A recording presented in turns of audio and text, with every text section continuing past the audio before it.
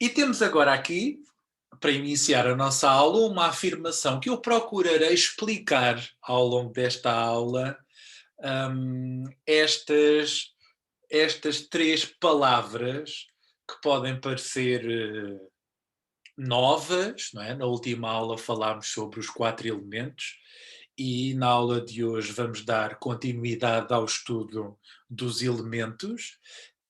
E falarmos de elementos é falar desses princípios universais, esses quatro grandes princípios universais, e vimos que esses elementos estão associados também com o movimento da Terra à volta do Sol, de onde existem os tais dias de solstício, de equinócio, as quatro grandes, que abrem as quatro grandes estações do ano, onde no planeta Terra se dão alterações bastante visíveis.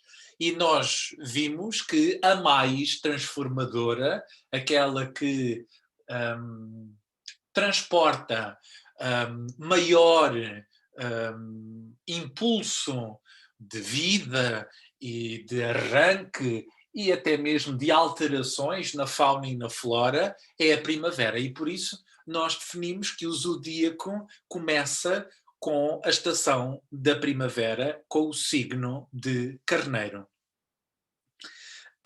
E identificámos a primavera com o elemento fogo, identificámos o verão com o elemento água, identificámos o outono com o elemento ar e identificámos o inverno, o solstício do inverno. Estamos a falar no hemisfério norte, que é o tal hemisfério de onde surge a astrologia, naquela zona do Iraque, de onde surgem as primeiras civilizações, nomeadamente a civilização suméria, e por isso nós atribuímos ao Capricórnio, ao dia do solstício, a relação com o elemento terra e com o signo de Capricórnio. Ora, a afirmação é a seguinte: o zodíaco é dividido simultaneamente em polaridades. Ora, zodíaco, nós já aprendemos, zodíaco é uma palavra composta por outras duas, zoe mais disco, não é? Zoe mais díaco. Zoe é vida, não é? Daí a palavra jardim zoológico, zoe, zoo, tudo isso significa vida. E, portanto, o disco da vida é a roda da vida, é a roda do movimento cíclico que a Terra faz à volta do Sol. E, portanto, tudo o que for zodíaco está relacionado com este movimento da Terra à volta do Sol. Sempre que a gente fala em zodíaco, em signos astrológicos, estamos a falar desta viagem da Terra à volta do Sol. E esta viagem tem quatro etapas, quatro pontos principais, quatro pontos cardeais e quatro signos que estão associados ao início de uma estação, não é? Ora, o tal zoedisco é a roda dos animais, é a roda dos bichos, é a roda da vida, que contém exatamente todas estas alterações, todos estes ritmos, todas estas qualidades, todas estas mutações que a Terra vai revelando. Portanto, não estamos a falar de abstrações, estamos a falar de evidências. A astrologia não é uma fantasia.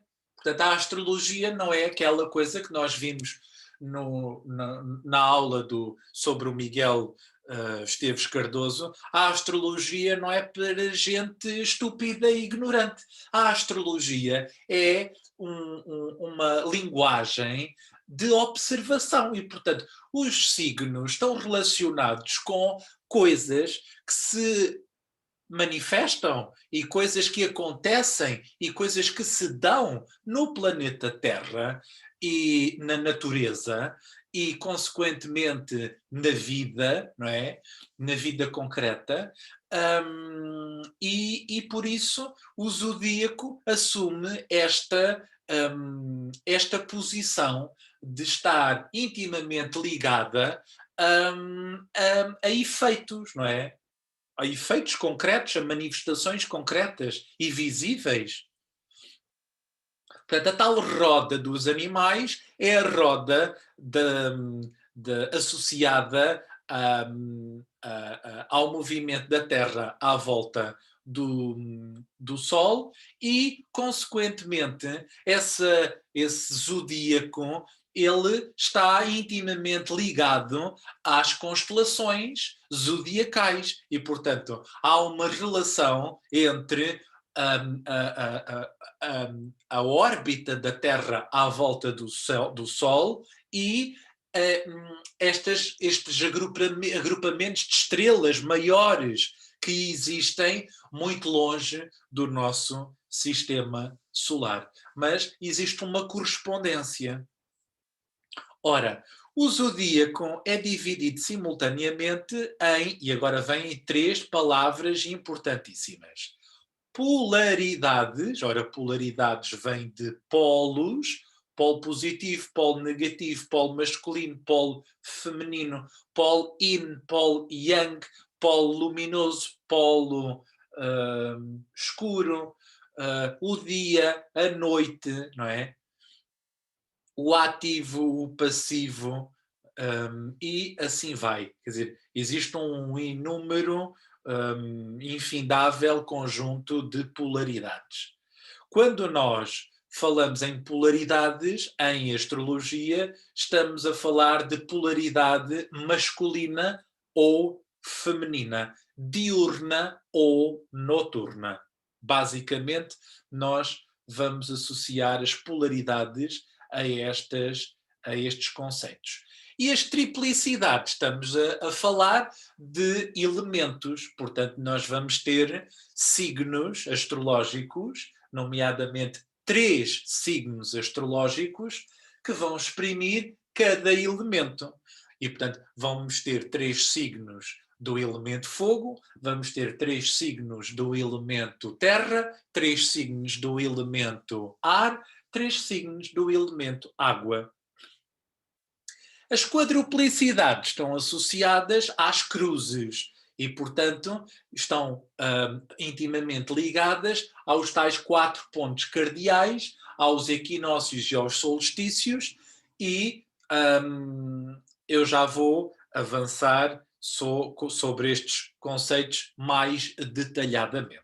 Mas vamos então avançar. Ora, o fogo, vimos na última aula, expressa-se por atividade, energia e busca de identidade.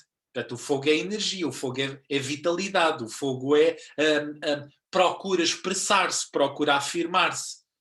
É poder que queima, destrói, seca e ofusca, mas também vitaliza, cria e inventa. Portanto, nós temos que reter mais ou menos 3 características de cada elemento. Para estudarmos, para compreendermos os elementos, precisamos de 3 palavras-chave para cada elemento. É assim que nós retemos a informação. E, portanto, eu peço aos meus alunos que no caderninho de anotações escrevam fogo e depois 3 palavras a ele associadas, nomeadamente atividade, energia, busca de identidade. A terra é o segundo elemento, expressa-se por formas concretas, densas e pesadas. Portanto, os elementos no zodíaco surgem por esta ordem. O fogo é masculino, ativo, a terra é feminina, passiva. O ar é masculino, ativo, a água é feminina e passiva. Portanto, continuando, a terra expressa-se por formas concretas, densas e pesadas, dá estrutura, solidez e substância a todas as coisas, mas também prende, cristaliza e limita. O ar expressa-se pela comunicação e pelo intelecto, relaciona, não é? É o elemento da troca, da relação. Idealiza, portanto, cria ideias e ideais, e explica o universo. Até o ar que nos permite nomear, é o ar que nos permite comunicar, é o ar que nos permite explicar as coisas. O poder criador, leve e fluido, ou melhor dito, fluido, do pensamento. A água expressa-se pela emotividade e pelo sentimento. A água amolece a rigidez da terra, controla e regula o poder do fogo e dá sentimento à comunicação do ar. Não é? A água é a nossa natureza sentimental. E em termos psíquicos, a água identifica-se com o mundo da memória, com o mundo do inconsciente. O fogo é o elemento mais masculino, é yang, quente e seco. Os signos de fogo são Carneiro, Leão e Sagitário. E ora, pela primeira vez temos aqui o zodíaco e temos o triângulo de fogo que liga Carneiro, o primeiro signo do zodíaco, né, associado à primavera, é o início da estação. Depois, no meio da estação seguinte, no meio do verão, nós vamos ter um signo de fogo chamado Leão. No fim do outono, nós vamos ter um elemento, também fogo, um signo do elemento fogo, chamado Sagitário. E, portanto, Carneiro, Leão e Sagitário definem uma triplicidade, ou seja, definem três elementos ou três signos do mesmo elemento.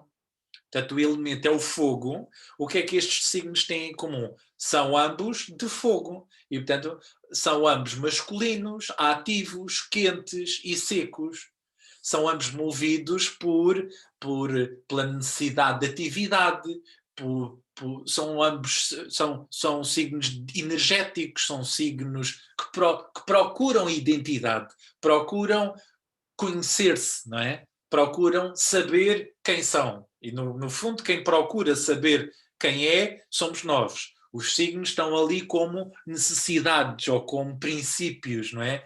Ou como qualidades do nosso psiquismo. Nós já vamos perceber um bocadinho mais à frente que uma maneira de descrever os signos é identificá-los como necessidades psíquicas. Portanto, os signos exprimem necessidades. Vamos avançar. Agora temos aqui o triângulo ou a triplicidade da Terra. Ora, o segundo signo do zodíaco é Touro. O último signo, o segundo signo da primavera é Touro. O último signo do verão é a Virgem. E o primeiro signo do inverno é o Capricórnio. Portanto, Touro, Virgem e Capricórnio são os três signos do elemento terra. Nós identificamos o Capricórnio com o elemento terra. Ora, mas existem mais outros dois. O Touro também é terra e a Virgem também é terra. Portanto, existem três signos de cada elemento. Isso forma uma triplicidade. A Terra é um elemento moderadamente feminino, é yin, é frio e é seco. Quando eu digo moderadamente feminino, é porque vai haver um mais feminino do que a Terra, que é a água. Os signos de Terra são então Touro, Virgem e Capricórnio. O ar é um elemento moderadamente masculino, porque o mais masculino é o fogo. O ar é yang, quente e úmido. Os signos de ar são Gêmeos, Balança e Aquário. Portanto, Gêmeos, o terceiro signo que representa o fim da primavera, o primeiro signo do outono, Balança, E o segundo signo do inverno, Aquário.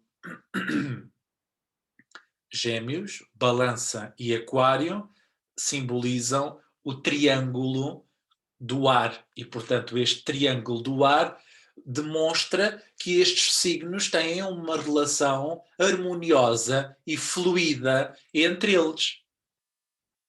Os triângulos, não é? Esta concordância elemental exprime uma harmonia, exprime uma compatibilidade.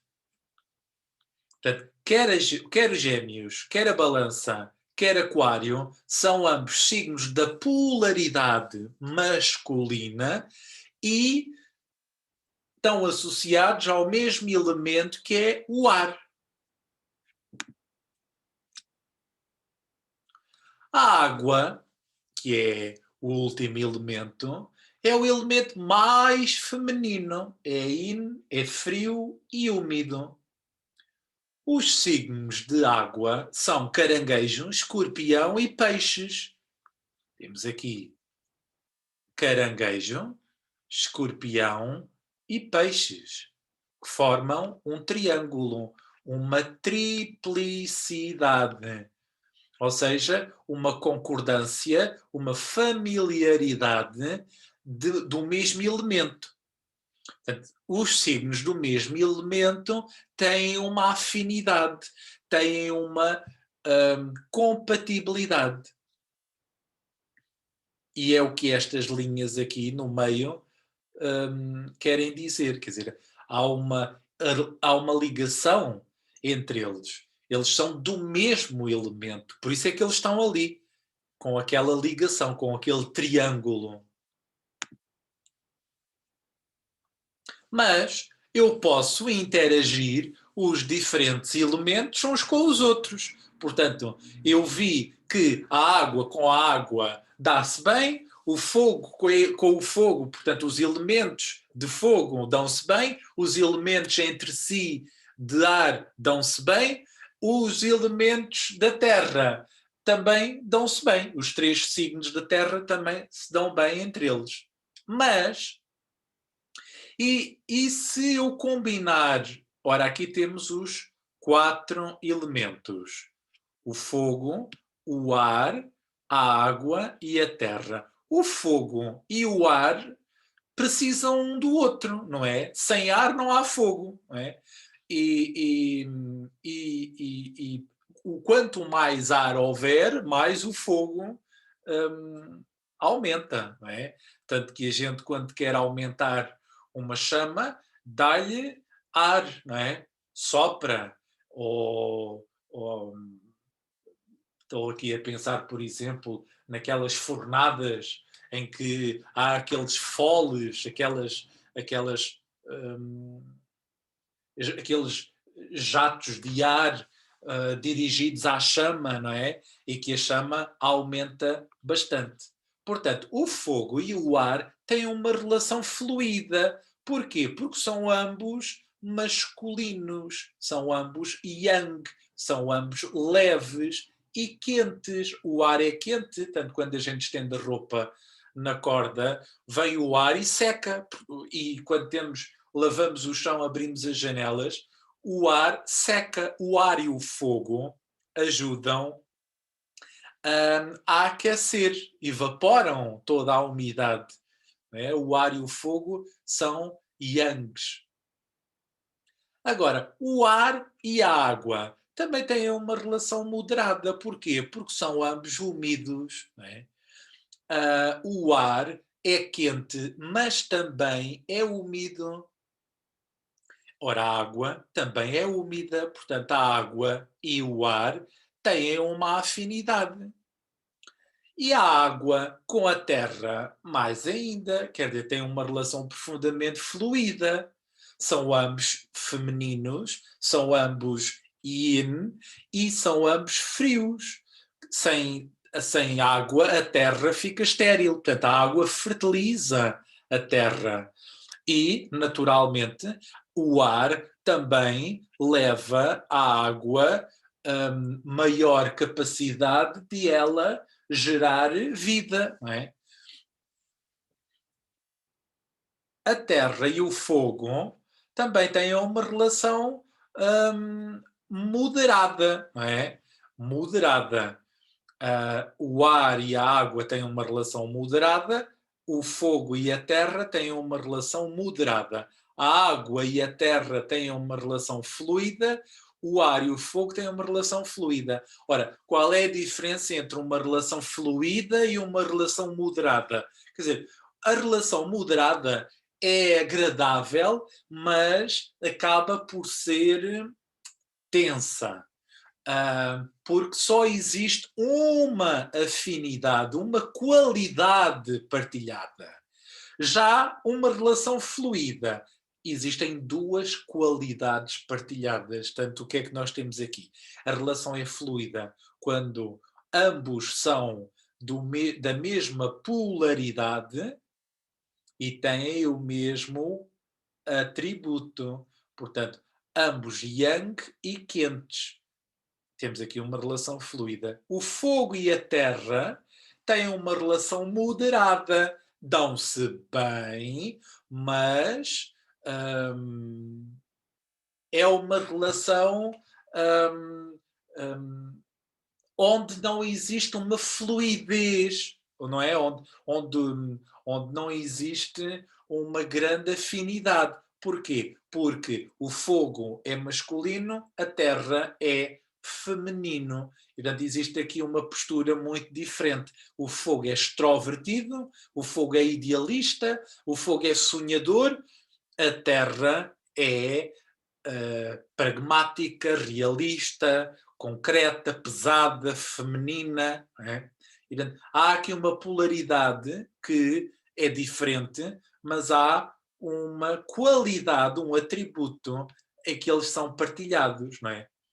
Eu, se friccionar dois paus, eu crio fogo. E, portanto, há ali uma afinidade. Ora, sem lenha, o fogo também não arde. Portanto, há uma relação harmoniosa. Por isso, temos aqui as linhas verdes e as relações verdes. Porém, existem também relações tensas, existem relações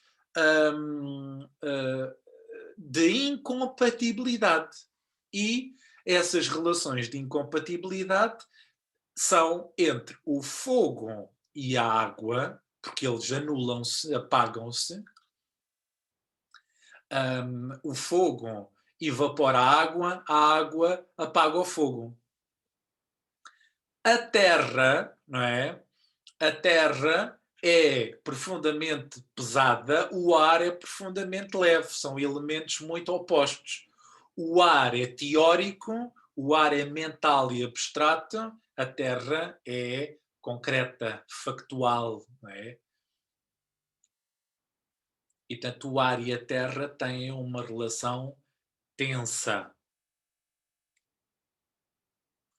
Mas nós temos estas tensões em nós, quer dizer, nós temos os quatro elementos em nós e estes quatro elementos existem na vida. As tensões fazem parte, a incompatibilidade faz parte. Muitas vezes a gente vê aquelas revistas ou até mesmo as pessoas vêm às consultas perguntar: eu sou compatível com o meu namorado ou com o meu filho ou com alguém, não é? Ou com o vizinho, ou o patrão, ou o amigo, e portanto as pessoas procuram relações fáceis e agradáveis, mas esquecem-se que são as relações difíceis e são as relações tensas que realmente produzem o conflito.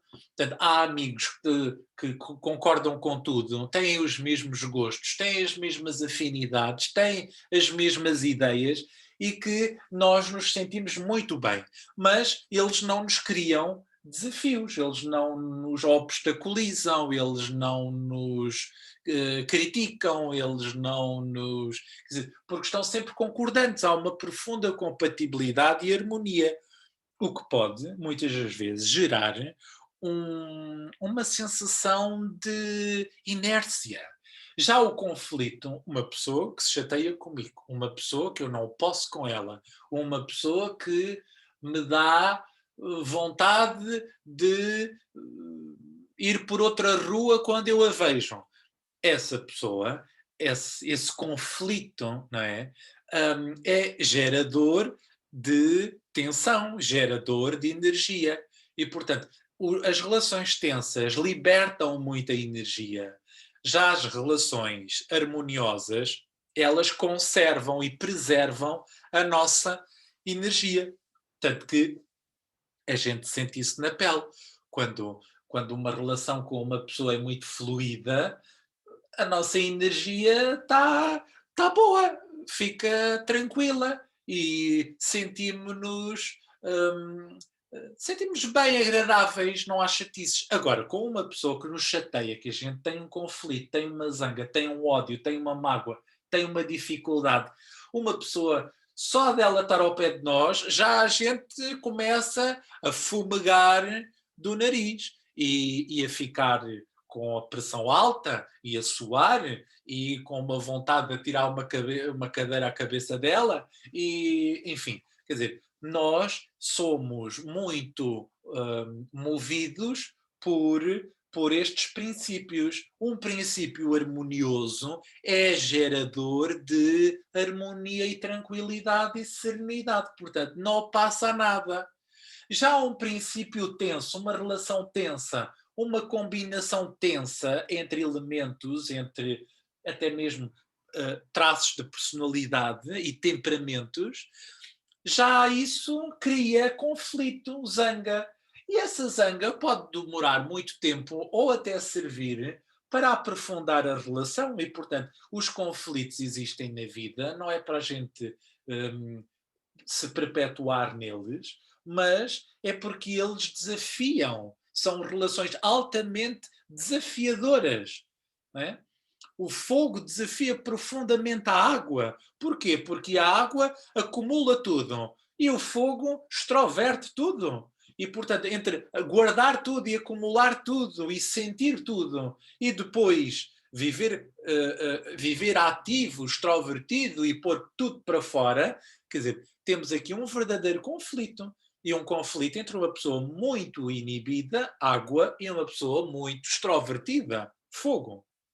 E o que é que o inibido sente quando vê um extrovertido? Ai, que horror, aquela pessoa não sabe estar quieta, fala muito alto, grita muito, está sempre de um lado para o outro, está sempre ativa, está sempre em movimento. Já o fogo olha para a água e diz: ai, que horror, uma pessoa que está sempre a chorar, sempre quieta, sempre fechada em casa, sempre introvertida, sempre com um ar parado e seráfico. E, portanto, estas dinâmicas são muito diferentes. O traço aéreo, o traço ar, que quer ir a todas, que é leve, que quer aprender, que quer conhecer, que quer falar. Quer dizer, a gente está na paragem dos autocarros e mete conversa com o vizinho do lado. Então, vizinha, como é que está? Como é que foi? E o tempo? E nunca mais vem o autocarro? Pois é, já viu, e a pandemia e o mundo. E, portanto, o ar faz-nos realmente estabelecer contacto uns com os outros, faz-nos falar, faz-nos comunicar e, portanto, temos a pessoa que fala, fala, fala, fala, fala, fala e a que pensa, pensa, pensa, pensa, pensa. E o que é que eu vou fazer amanhã? E o que é que eu vou fazer hoje? E o que é que eu vou fazer para o almoço? E o que é que eu vou fazer para a semana? E o que é que eu quero? E o que é que eu acho? E o que é que eu penso? E depois temos um indivíduo que leva o tempo a trabalhar e leva o tempo com a mão na massa, e leva o tempo a contar as notas, e leva o tempo a varrer a casa, e leva o tempo a puxar ferro, e leva o tempo a acartar pedras às costas, e leva o tempo a fazer. Não é? Nós temos aqui o conflito entre o teórico, ar, e o prático, terra. E o que é que o teórico diz ao prático? Que horror! Tanto trabalho, tanto. Mas para que isso? Tanto esforço? É? O caráter inteligente e comunicativo e aéreo. A terra diz ao ar, mas para que tanta conversa? Para que tanto alarido? Para que andar de um lado para o outro com tanta gente? Uma Maria vai com as outras. Trabalhar que é bom, está quieto. E, portanto, a terra é o que nos dá a solidez, o trabalho, a concretização, a natureza sólida, não é? O fazer é terra. O ser é fogo. O pensar é ar. O sentir é água. E o fazer é terra. Temos aqui, então, a combinação entre os signos masculinos, ligados entre eles por linhas vermelhas, não é? Uma, duas, três, quatro, cinco, seis, portanto, formando um hexágono. Temos aqui as polaridades masculinas, ou seja, os elementos ativos masculinos quentes, não é? Leves, que são o fogo e o ar. Carneiro, Gêmeos, Leão, Balança, Sagitário, Aquário formam o conjunto de signos associados à polaridade masculina.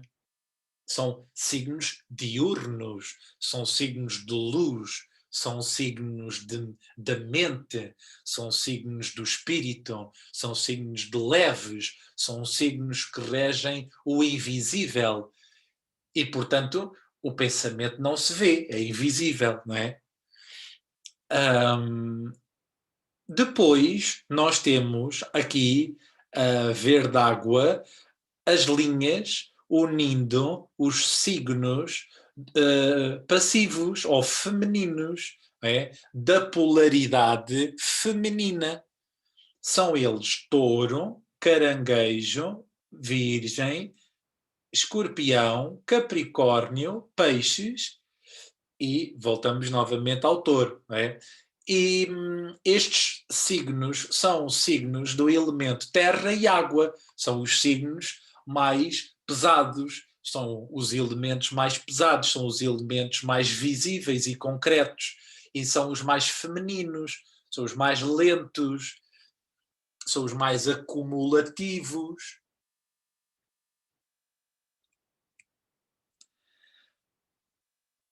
Depois temos aqui uma imagem que vai combinar as triplicidades, ou seja, temos aqui uma imagem que liga os signos do mesmo elemento. Anterior ligava os signos da polaridade idêntica, não é? Da mesma polaridade, ou todos masculinos ou todos femininos. Agora temos todos do mesmo elemento. Portanto, o triângulo de fogo é o triângulo vermelho, que une os signos de fogo. O triângulo castanho é o triângulo da terra, a triplicidade da terra. Depois temos a triplicidade a amarelo do ar. E por último temos o triângulo da água, representando a triplicidade da água. E formam estas estrelinhas. Por último, temos aqui a ligação entre os signos do início das estações, do meio das estações e do fim das estações. Portanto, quais são os signos associados ao início de cada estação? Carneiro, Caranguejo, Balança e Capricórnio. Depois, quais são os signos associados ao meio de cada estação? Touro, Leão, Escorpião e Aquário. E aqui temos um quadrado que liga todos eles. Reparem que aqui vamos ter a polaridade feminina, masculina, feminina, masculina. O elemento terra, fogo, água, ar. Portanto, não estamos a ligar agora polaridades, não estamos agora a ligar triplicidades, estamos a ligar agora às quadruplicidades, ou seja, o que é que estes signos têm, estas linhas que ligam signos, o que é que eles têm em comum? Fazem parte ou do início, ou do meio, ou do fim de uma determinada estação do ano.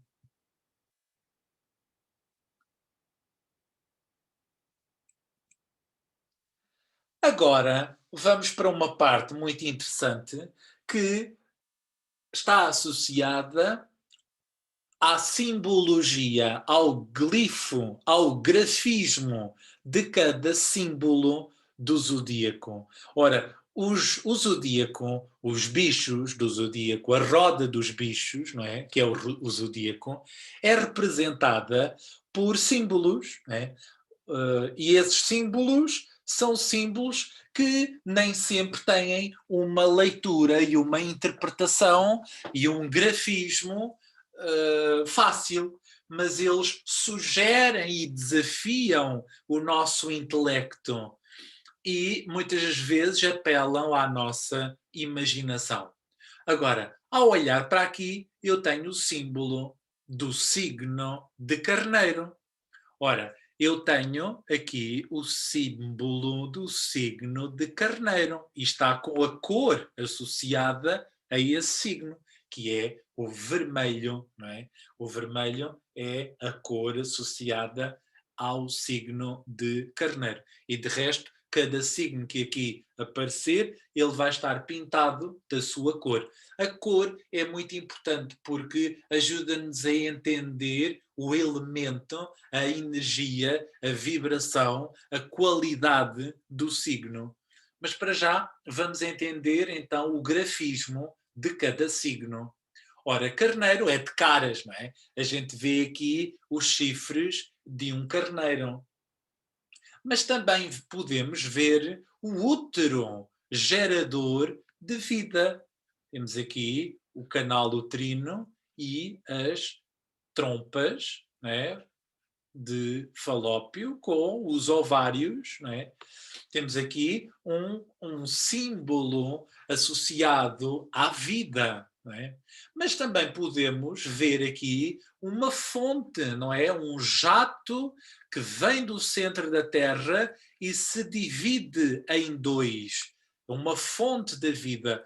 Às vezes nós vemos esta sinalética parecida em zonas termais, não é? Há uma sinalética dizendo, olha, ali está existem umas termas, umas fontes, não é? E aparece assim um símbolo parecido. Agora, não podemos confundir signo com sinal. O signo é muito mais rico, é mais ambíguo, é mais profundo, é mais abstrato do que um sinal. Um sinal nunca é abstrato e nunca é ambíguo. Quer dizer, a sinalética tem que ser muito óbvia, tem que ser muito unilateral. Portanto, um sinal nunca simboliza duas ou quatro coisas. Um sinal é aquilo, não é? O símbolo do signo, não é? O signo, ele acorda, não é? Acorda conteúdos inconscientes e sugere, não é? É muito interessante vermos que a linguagem simbólica, ela não é uma sinalética, é uma linguagem de significado. Por isso, signo, significado, e o étimo da palavra está relacionado com ignis, não é? Fogo, propósito, consciência, um, algo que ativa, algo que acorda, algo que está vivo, não é morto, não é? O signo tem vida, é uma vibração viva.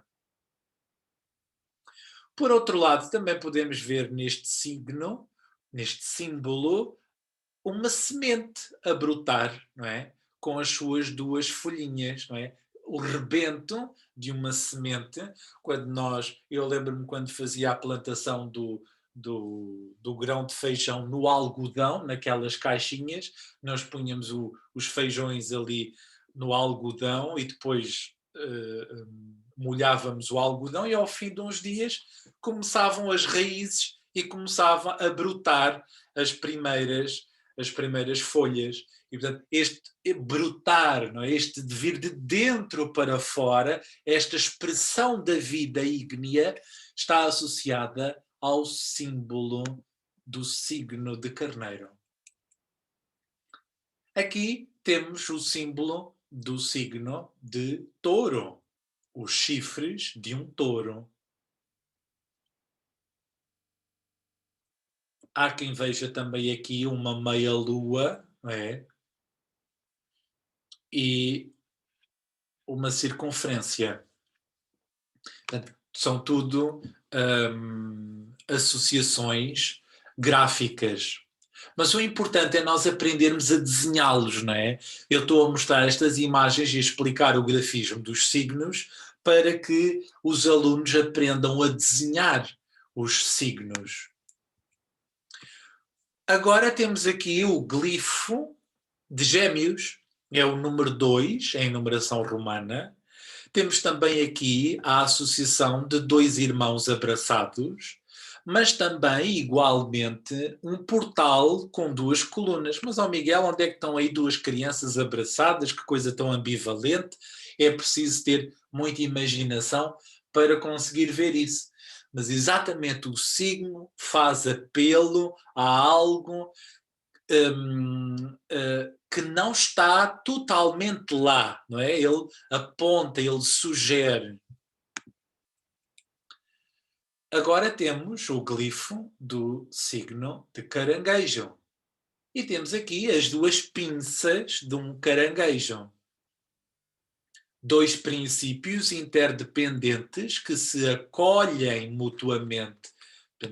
Temos aqui um princípio e outro princípio, e eles rodam e buscam-se e protegem-se e interdependem-se mutuamente. Leão, não é? Tem aqui uma circunferência e depois com uma juba. Não é? O símbolo do leão é a juba de um leão. O símbolo do signo de Virgem e associa-se a 3 espigas de trigo e uma foice. Então onde é que estão as 3 espigas? 1, 2 e 3. 3 espigas de trigo. E depois, o que é isto aqui? É um par de asas. Não é? Ou uma foice. Há quem veja aqui uma foice. E realmente está aqui um objeto cortante. É? Podemos ver aqui. Ao desenhar o signo da Virgem, nós temos que desenhar aqui algo redondinho como uma foice. Por outro lado, também podemos ver aqui a letra M. M e depois uma perninha. A letra M de Maria, de mãe, de matéria, não é? A Virgem. Estamos a falar da constelação da pureza, da Virgem. Virgem significa pureza, que é puro, que está num estado de perfeição. E as tais asas celestiais. Aqui temos o símbolo da balança. Uma balança comercial. Ou o pôr do sol. Portanto, temos aqui a linha de terra ou a linha de mar, aqui é o chão, e aqui está o sol a pôr-se. E porquê esta associação? Porque, de facto, a balança está associada naquela cruz que nós vimos à linha de terra e, portanto, ao pôr do sol. O símbolo do escorpião, temos novamente aqui um grafismo semelhante ao signo da Virgem, mas a letra hebraica Mem desenha-se desta forma, não é? E depois acrescentou-se o rabo de um escorpião. E a letra Mem, em hebraico, significa águas profundas, não é? As águas profundas, as águas divinas, as águas celestes, as águas de Deus, as águas dos instintos, quer dizer, tem muitas interpretações. Mas é muito bonito vermos que o grafismo dos signos vai buscar uma caligrafia muito particular. Quer dizer, onde é que eu agora ia entender a letra hebraica e como é que as letras hebraicas entram aqui? Claro, os hebreus são povos muito antigos e vêm na base da nossa história, não é? E, obviamente estes grafismos passaram por muitas civilizações.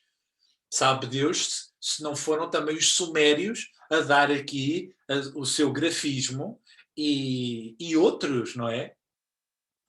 Mas este simbolismo mantém-se. Este simbolismo não sofreu muitas alterações ao longo da história. Há mais uma linha, menos uma linha, mais uma coisa para um lado, mais uma coisa para o outro, mas não varia muito. Ora, o símbolo de Sagitário é uma seta, é uma seta e depois aqui com um arco para puxar e atirar a seta. É um arco de pontaria. Interessante que a seta está a apontar numa inclinação, não é? Num declive, numa inclinação muito específica. Não é uma seta a apontar para baixo, não é uma seta a apontar para a esquerda, é uma seta a apontar ligeiramente para o alto. O símbolo de Capricórnio é a junção dos chifres de uma cabra, temos aqui os chifres de uma cabra, com o rabo de um peixe, não é? Porque o Capricórnio é um animal mitológico e está associado à tal cabra amalteia. E este é o grafismo do símbolo de Capricórnio. Agora temos o símbolo do signo de Aquário. Ora, Aquário, temos aqui duas ondinhas, né? Ondas elétricas, dois níveis de vibração diferentes, um mais alto, um mais baixo. Temos as duas correntes de água ou dois rios, não é? Mas também podemos ter dois relâmpagos. Peixes. O símbolo de peixes. Temos aqui dois peixes, um a nadar para cima, outro a nadar para baixo. Cada um vê qual é o que nada para cima, o que é que nada para baixo. Nadam em sentidos opostos e permanecem ligados por um cordão horizontal. Duas meias luas, não é? Unidas por uma linha horizontal. Pronto, e assim temos o simbolismo dos signos. A função do símbolo é ir além do pensamento analítico, tende para o que não pode ser dito, mas apenas recriado pela consciência que o apreende. Um símbolo sugere ou deduz um aspecto da vida que permanece inesgotavelmente sujeito a interpretações. O símbolo ilude todos os esforços do intelecto para o firmar ou conter. Portanto, a gente bem tenta com o nosso intelecto, mas o que é isto? Mas como é que isto é um rabo de um peixe? Mas como é que isto são duas pinças de um caranguejo?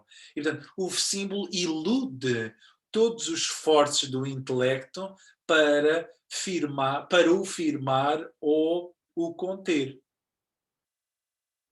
Ninguém conseguirá jamais alcançar as profundezas dos seus numerosos significados. O símbolo é uma comunicação silenciosa, onde se funde o eterno com o temporal.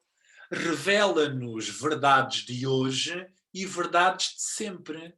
Os símbolos astrológicos são arquétipos universais. Portanto, esta palavra-chave para associar a cada signo, não é? Arquétipo.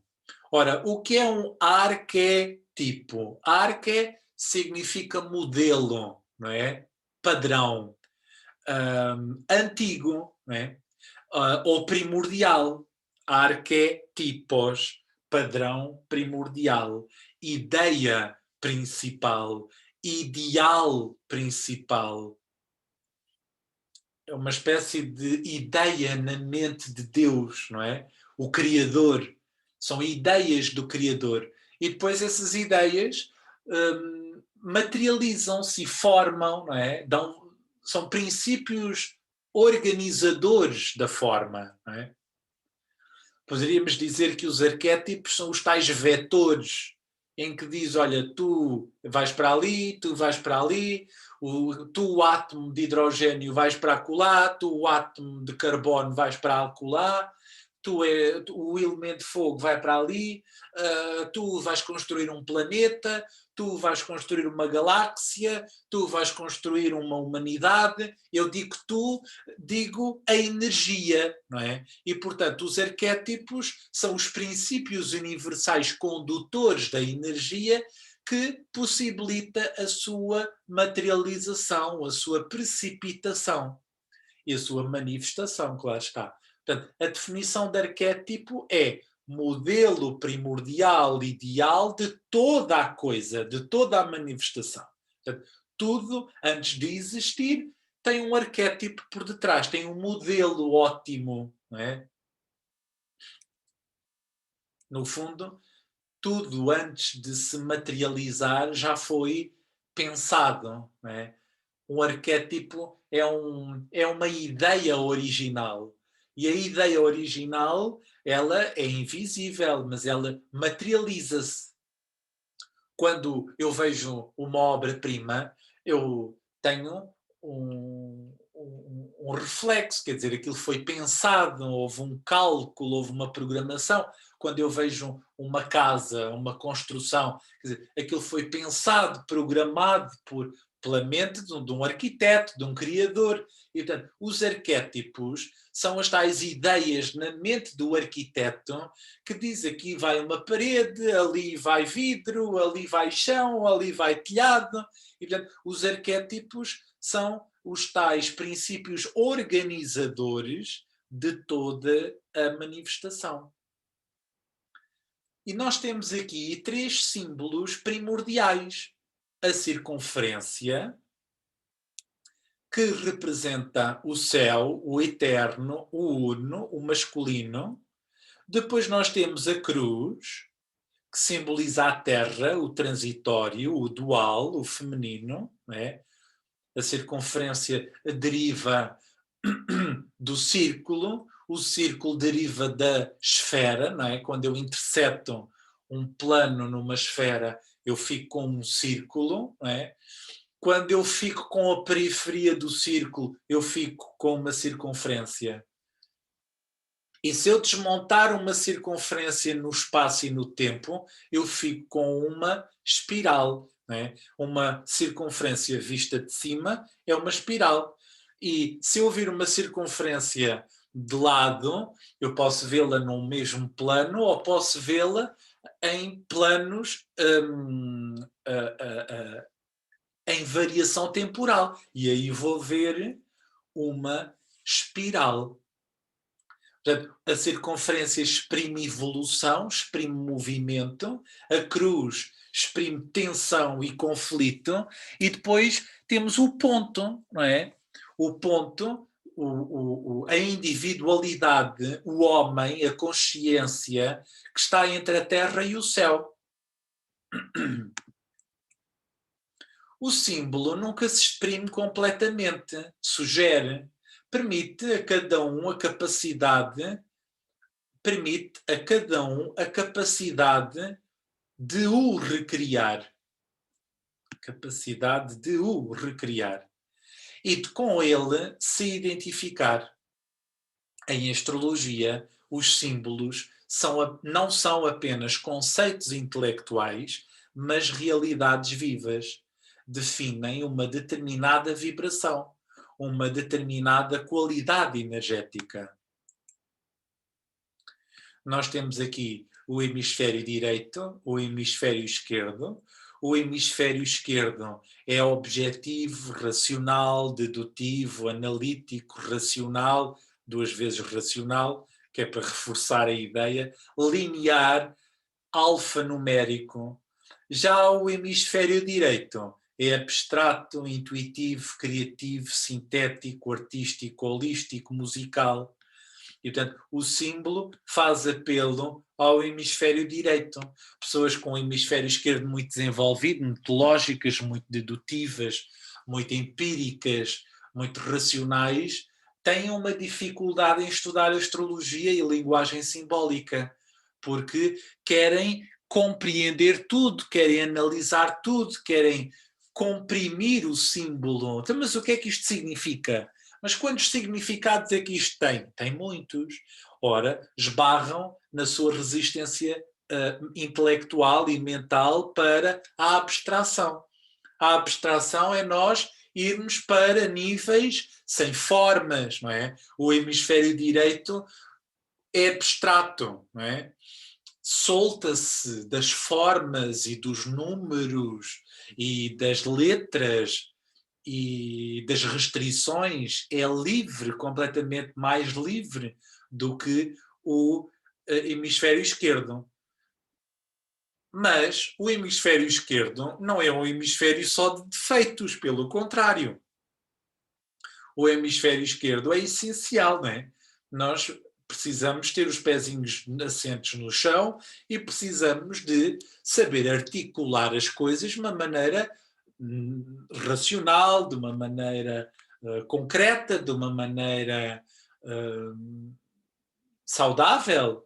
E para isso, os dois hemisférios fazem falta. Portanto, não há um melhor do que o outro. São ambos necessários. Só que o estudo da linguagem simbólica apela a nós desenvolvermos traços de hemisfério direito. Faz-nos abrir para níveis abstratos. Muito diferente de ir à escola, em que está ali a tabuada, está ali o nome dos rios, as capitais, quer dizer, está ali a formalidade toda, e portanto as coisas são assim e tem que saber aquilo.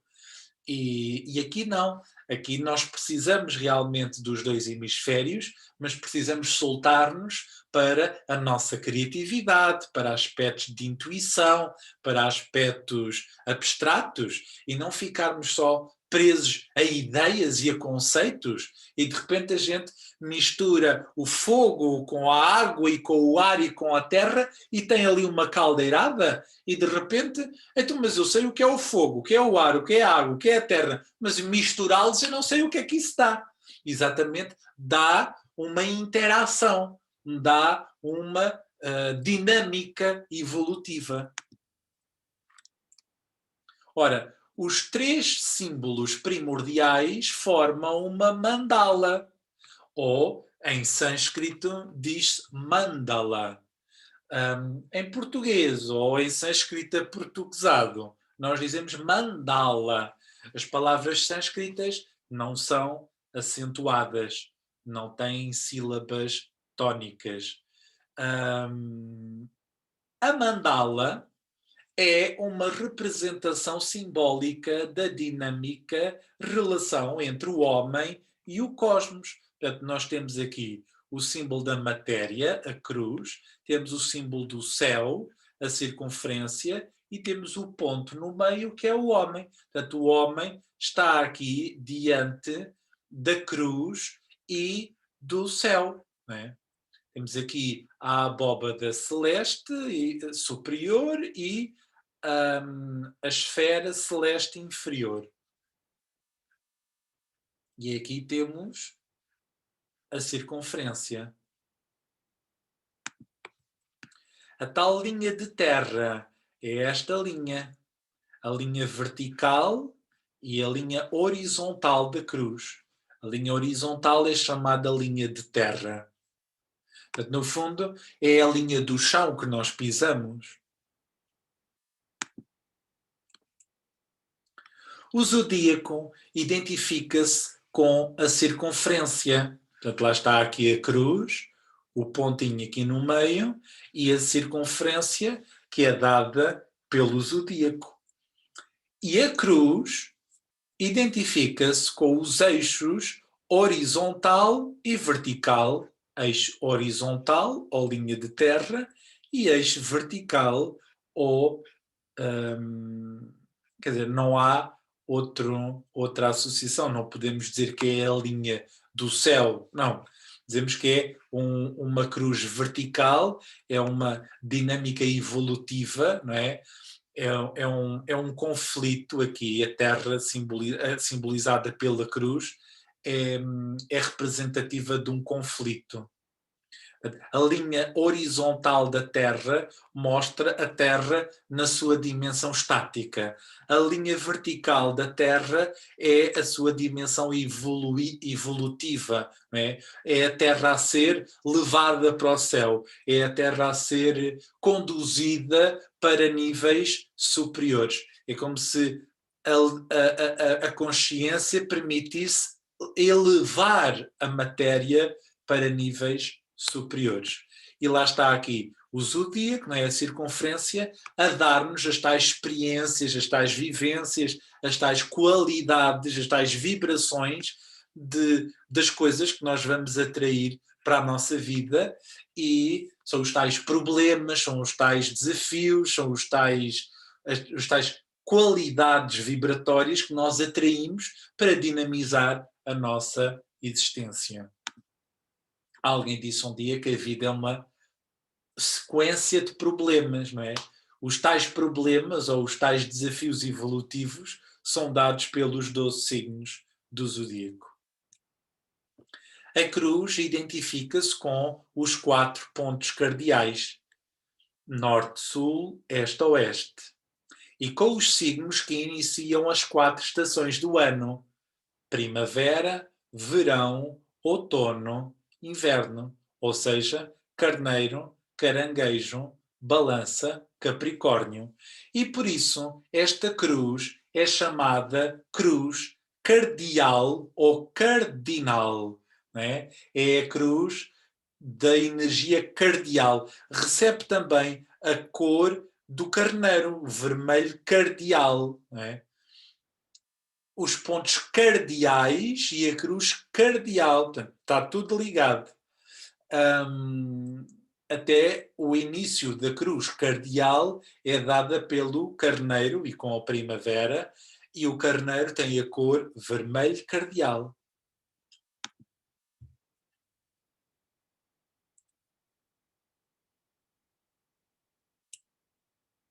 Temos então aqui o símbolo da cruz.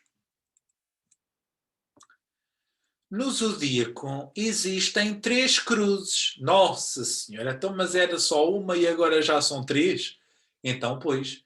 Ou também chamadas quadruplicidades. As quadruplicidades são as 3 cruzes formadas por 4 signos. Este quadruplicidade está relacionado com os 4 signos que estão associados ao início, ao meio ou ao fim de cada estação. Portanto, a cruz cardeal é a cruz vermelha, que está aqui desenhada, que contém os signos carneiro, caranguejo, balança, capricórnio. São os signos que começam as estações do ano: primavera, verão, outono e inverno. Depois nós temos a cruz fixa, que é dada pelo signo, que é a cruz castanha, é dada pelo signo de touro, leão, escorpião e aquário, que representa os signos do meio de cada estação, não é? E no meio é que está a intensidade máxima de cada estação do ano. E por último temos os signos mutáveis, onde parece que a estação começa a terminar e já tem características da estação seguinte. E portanto são os mutáveis, e os mutáveis fazem relação com a estação seguinte. São os signos que distribuem, são os signos que, de certa forma, estão associados a mudanças, a câmbios, porque no fim de uma determinada estação do ano surgem traços e qualidades e características da estação anterior. Não, da estação seguinte, melhor dizendo. Quer dizer, no fim de uma estação não se reproduz a estação anterior, reproduz-se a estação seguinte.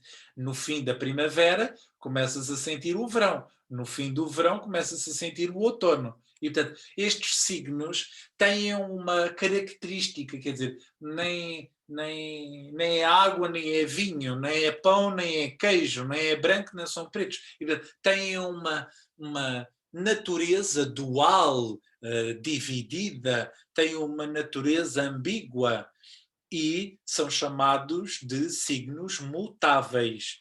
E estes signos mutáveis são Gêmeos, Virgem, Sagitário e Peixes. E são 4 signos, não é? Cada um do seu elemento. E estas quadruplicidades, quando pensarmos em quadruplicidades, temos que pensar em cruzes. Quando pensarmos em triplicidades, temos que pensar em triângulos. Quando pensarmos em polaridades, temos que pensar em hexágonos. E, portanto, em relações de positivo ou negativo, de masculino ou de feminino. Isto é muito simples, não tem nada de complicado. Portanto, simbolizam as 3 fases da manifestação: início, meio e fim. As cores estão aqui também igualmente para ajudar. A cruz cardeal. Ora, a cruz cardeal contém os signos de Carneiro, Caranguejo ou Câncer, Balança e Capricórnio. Portanto, aqui já está de uma maneira mais clara, não é? Visualmente mais clara, visualmente mais desempoeirada, para nós entendermos cada cruz. Ora, as cruzes também têm palavras-chave, não é? Estas cruzes são signos que partilham os mesmos impulsos. Ora, quais são os impulsos destes 4 signos? Começo, para já são todos muito impulsivos e são movidos por uma energia que os impulsiona para fora. Portanto, são signos movidos por impulso, são os signos mais impulsivos do zodíaco. Não é? Carneiro é o mais impulsivo, Caranguejo é impulsivo, Balança é impulsivo, Capricórnio é impulsivo. E são os signos da iniciativa, são signos que estão sempre a desejar e a querer, não é? Estes signos são sempre pautados por desejo e vontade. E eu quero, eu preciso, eu desejo. E raramente ficam sossegados, não é? São signos muito inquietos. Porquê? Porque quando a gente quer uma coisa, eu quero, e lá vamos atrás daquilo que queremos. Quando não queremos nada, estamos quietinhos, estamos sossegados, não é? Ora, estes signos são os signos que querem, não é? Querem. São signos do querer, são signos cardeais. Aqui temos os signos fixos. Ora, os signos fixos são Touro, Leão, Escorpião e Aquário. E os signos fixos estão associados ao meio de cada estação. E no meio de cada estação temos uma concentração e uma intensificação, no fundo é o máximo da estação do ano, não é? A estação do ano. Touro, não é? É o máximo da primavera, Leão é o máximo do verão, Escorpião é o máximo do outono e Aquário é o máximo do inverno. E por isso, estes 4 signos, estas quadruplicidades, têm características idênticas e semelhantes. São todos signos da conservação, não é? Da acumulação. Guardam, conservam e, portanto, tendem a reter, a guardar, a acumular. E, portanto, vivem com foco, com centro, é? São mais centrados, são mais agarrados, são os mais agarrados do zodíaco.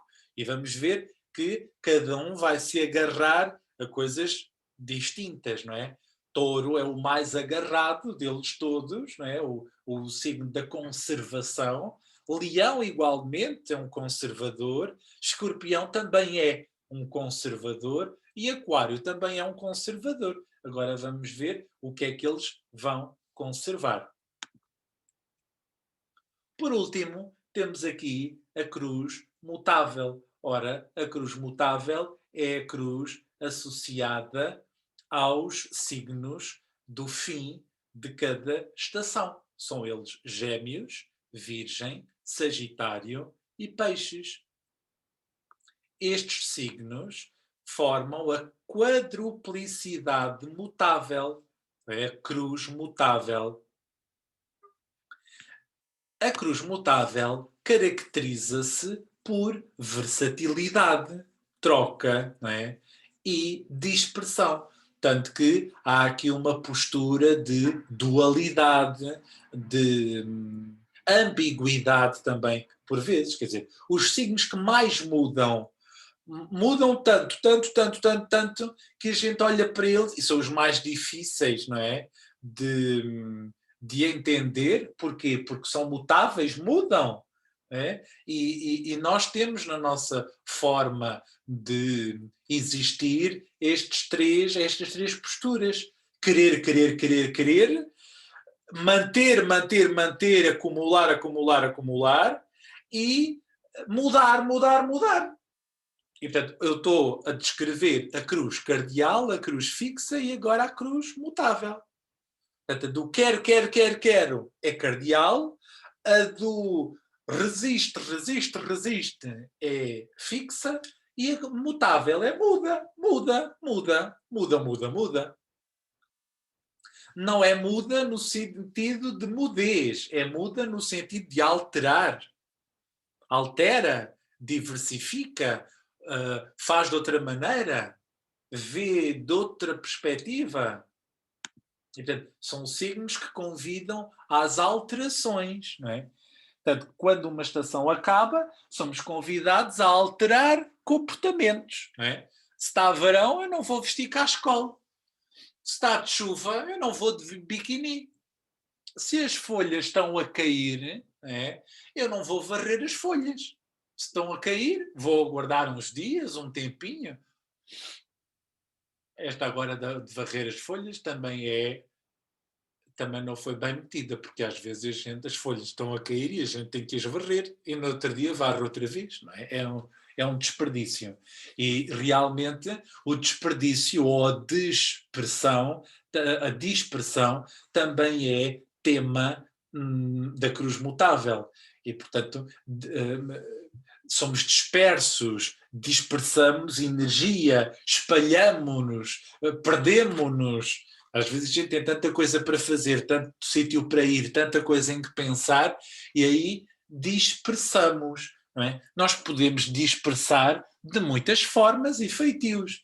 A apanhar folhas, enfim, a secar o gelo, tanta coisa que nós podemos dispersar energias. Temos agora a síntese da nossa aula nas próximas imagens. Portanto, aqui temos os ritmos astrológicos, ou também chamadas modalidades, que são nada mais, nada menos do que as cruzes. Não é? Os ritmos astrológicos são 3: cardeal, fixo ou mutável. As modalidades, exatamente a mesma coisa: cardeal, fixa ou mutável. Portanto, a cruz cardeal, como nós vimos, contém os signos de Carneiro, Caranguejo, Balança e Capricórnio. Os signos cardeais, também designados como pioneiros ou iniciantes, estão ligados à criação e ao princípio de cada estação. A natureza destes signos impele-os à ação, à iniciativa e à criação. Estes signos estão sempre a querer coisas. O que é que Carneiro quer? Quer o que é dele, não é? Quer ser ele próprio e quer o que é meu, não é? Quero isto, quero aquilo, quero um carro, quero uma casa, quero ir fazer aqui isto, quero ir fazer aquilo outro, não é? Eu quero. Para quem? Para mim. não é? A energia de carneiro visa a satisfação do próprio indivíduo. Por isso, dizemos que carneiro é o início da vida individual, é o início da vida, é o impulso para a vida individual, como um indivíduo, como um ser desligado de tudo e dos outros, um ser singular, um ser único, um ser solitário, não é? A vida solitária é um impulso de carneiro. Aquelas pessoas que às vezes, eu quero ir ao cinema, mas não tenho companhia. E não tem companhia, então, mas e porquê que não vai? Eu queria, mas não tenho companhia. Isso é uma falta de carneiro enorme, não é? O carneiro, quando quer uma coisa, vai, não pede ajuda, não pede companhia, não está pendurado nos outros. A energia de carneiro abre caminho e vai. Eu, quando tenho necessidade de ir fazer xixi à casa de banho, pois não estou à espera, eu preciso de companhia. Fica mal, não é?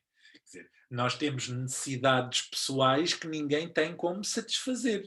Nós temos vontades que ninguém tem como, muitas vezes, reconhecer ou até mesmo entender.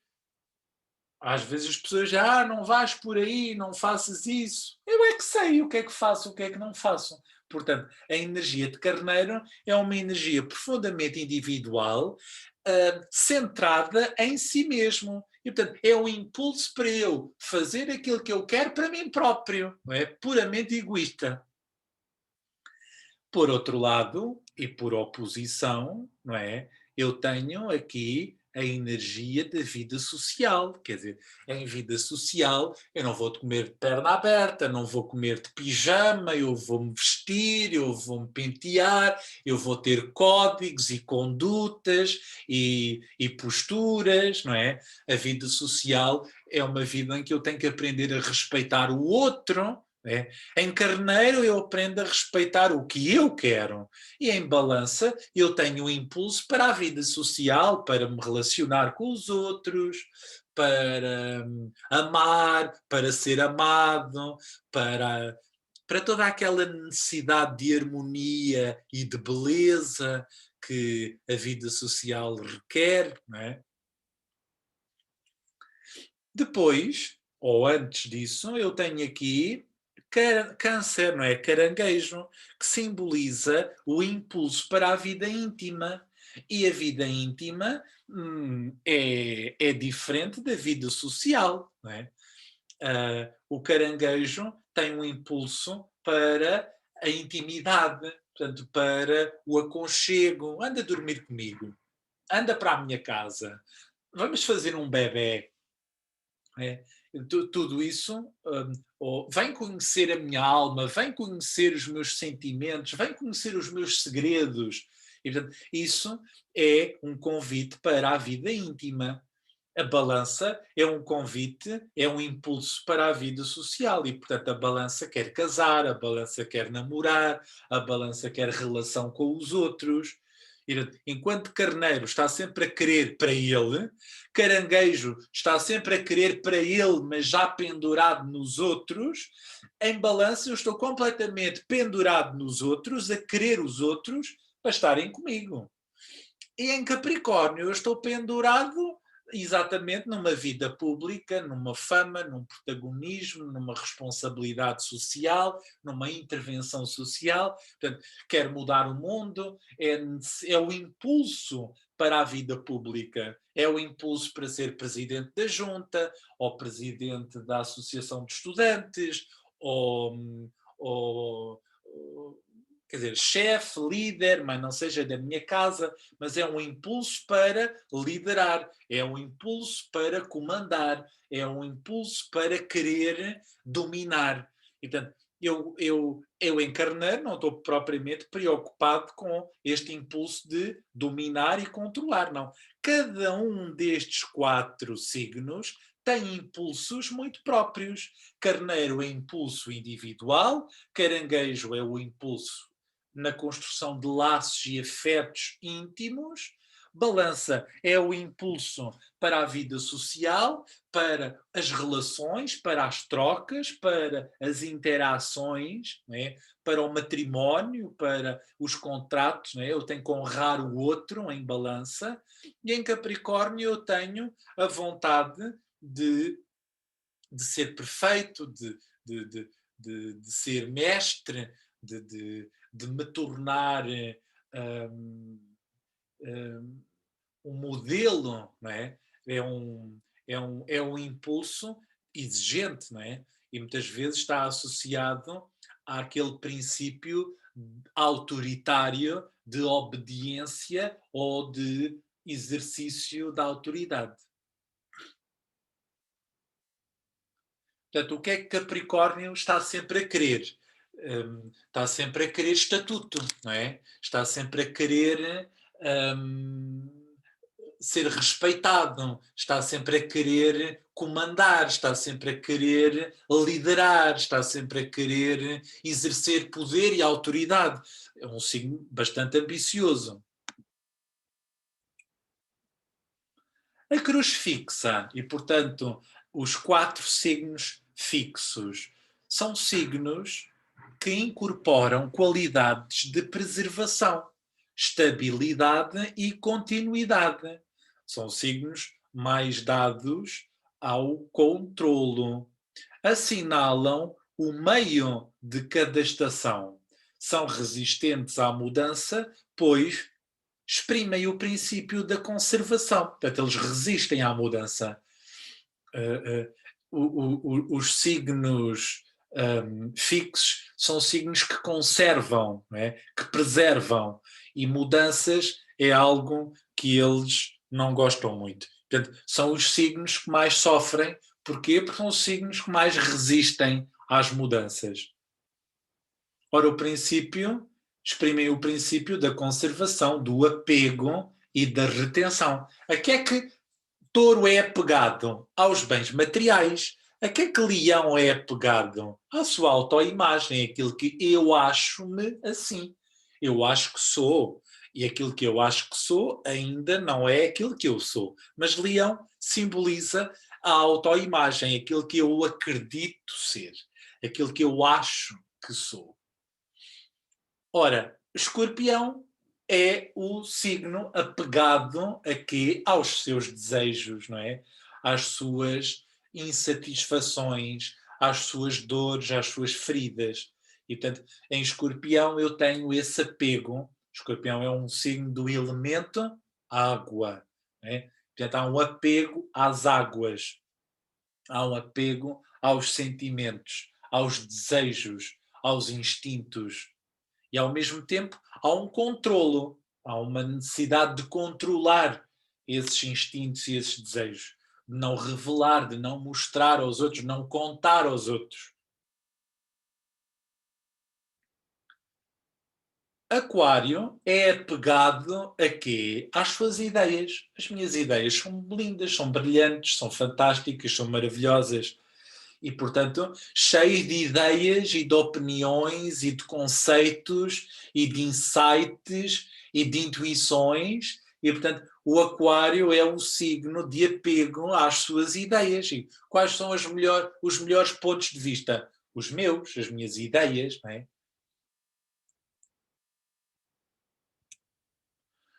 A cruz mutável, que compreende os signos de Gêmeos, Virgem, Sagitário e Peixes, é composta exatamente por estas características: versatilidade, troca e dispersão. Os signos mutáveis relacionam-se com a mutação, mudança. A flexibilidade e adaptabilidade aparecem no fim de cada estação do ano. Estes signos denotam relação e dualidade, mas também dispersão, instabilidade e contradição. Ora, opinião, a gente não tem sempre a mesma. Eu agora tenho a minha opinião, daqui a 1 ano, 10 anos, 20 anos, já mudo. É só passar meia hora já eu posso mudar de opinião, não é? Portanto, as opiniões mudam. As pessoas têm uma opinião, têm um ponto de vista, não é? Têm uma ideia e mudam. É normal, as ideias mudam. As ideias são como as pombas, vão e vêm. E, e isso é a nossa natureza. Conhecer a nossa natureza mutável, conhecer os nossos princípios mutáveis, não é? Nós temos princípios volitivos associados à vontade e ao querer, cruz cardeal. Temos os princípios conservadores e apegados, não é? Conhecer a nossa natureza de apego, apegada. E agora estamos a conhecer a nossa natureza mutável, e a própria natureza da vida também muda. Se mudam as coisas na natureza, imaginem dentro de nós. E, portanto, as nossas ideias, a nossa mente é feita de mudança. Nós mudamos. Hoje eu sei uma coisa, amanhã sei mais ou melhor ou diferente. Depois, a Virgem. Ora, as decisões, não é? As decisões, as tarefas também mudam. Eu agora decido fazer uma coisa, arrumar uma coisa, ir às compras, ir ali, ir com o outro, fazer isto, fazer aquilo. As decisões também mudam. As crenças, eu agora acredito numa coisa, agora acredito noutra coisa, ora agora acredito que sou Jeová, daqui a um tempo já acredito que sou budista, e dali a um tempo já acredito que sou do Sporting, e depois acredito que sou do Benfica, e portanto nós vamos acreditar em coisas que vão mudando, as crenças mudam. Por último, os sonhos também mudam. Eu posso sonhar que queria ser assim, ou que queria alcançar aquilo, ou que queria que o mundo todo fosse um paraíso. E, portanto, os sonhos mudam. Portanto, nós temos aqui diante signos, portanto, princípios arquetípicos universais, que nos convidam à mudança e que nos convidam a perceber que existe mudança dentro de nós e fora de nós e que as coisas não permanecem sempre tal como estão. E ainda bem, não é? Graças às energias mutáveis, as coisas vão mudando.